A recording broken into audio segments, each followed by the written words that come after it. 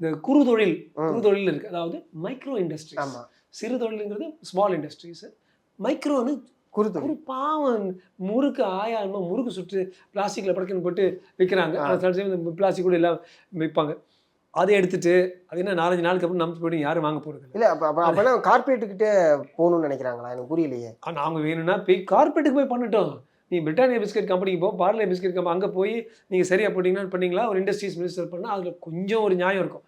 அதுக்கும் நியமித்த பல ஆஃபீஸர்ஸ் அதுக்குன்னு இருக்காங்க வச்சுக்கோங்க. சரி நீங்களும் போய் பண்ணி ஆயா சுட்ட முறுக்கு வச்சுக்கிட்டு நீ எப்போ எக்ஸ்பயர் ஆகணும் ஆயா போய் டெரரைஸ் பண்ணுறது என்ன விஷயம்? அதுவும் பேக்ரவுண்ட் ஜெயிலர் மியூசிக் போட்டு இதெல்லாம் கொஞ்சம் ரொம்ப ஷோயியாக இருக்குது. ஒவ்வொரு அமைச்சரும் மாதிரி ஆய்வு பண்ண ஒரு கும்பல் எடுத்துகிட்டு பேக்ரவுண்ட் மியூசிக், ஜெயிலர் பேக்ரவுண்ட் மியூசிக்கு, துப்பாக்கி பேக்ரவுண்ட் மியூசிக்கோடு போகிறாங்க. அப்போ அங்கே இருக்கிறவங்களால அதை வேலை செய்ய முடியல. உதாரணத்துக்கு வந்து ஒரு கை வெட்டப்பட்டது. அந்த கை வந்து ஈரோடு கோயம்புத்தூர் சைடில் அதை எடுத்துகிட்டு போய் கொடுக்கறதுக்குள்ளே பாவம் அந்த கை அப்படி போகுது. அப்போ வந்து மாவட்ட செயலாளர், வெறும் தாவேக்கா மாவட்ட செயலாளர், அமைச்சர் கூட இல்லை, நான் டீன் போட்டு டீன் வந்து நான் ரவுண்ட்ஸ் பண்ணேன், ஒரு ஒயிட் கோட் போட்டு டீன் ரவுண்ட்ஸ் போடுற மாதிரி அவங்க பண்ணி எல்லா டாக்டர்ஸையும் அவங்க வேலையை விட்டுட்டு, இந்த டாக்டர் அங்கே போய் ஓபி பார்க்கணும், இன்னொருத்தன் வந்து கழுத்தை வெட்டுவான், எங்கள் அம்மாவை கொண்டு வந்து நீ வந்து வெயிட் பண்ண வச்சேன்.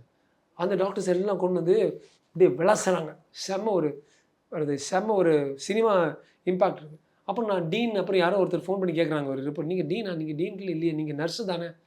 நர்ஸுக்கும் டீனுக்கும் பெரிய வித்தியாசம் இல்லை. இப்போ எடிட்டிங் மிஸ்டேக்கில் டீன்னு போட்டேங்கிறாங்க.